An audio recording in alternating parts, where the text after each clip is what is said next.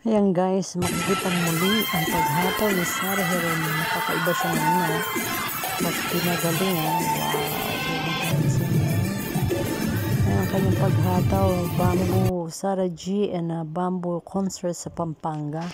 Ayan guys, humataw na muli sa Pampanga sila. Galing sunod-sunod ang ng G Production. Kasi na nila yan, kita na nila sa G Productions na yan. Mismong production na nila, Judicelli, diba? Ayan sa kanila nang kita, ayan. Solo na nila, ayan. Kaya pa na yung hatol sa araw, diba? Sila na magbabayad kay Panginoon.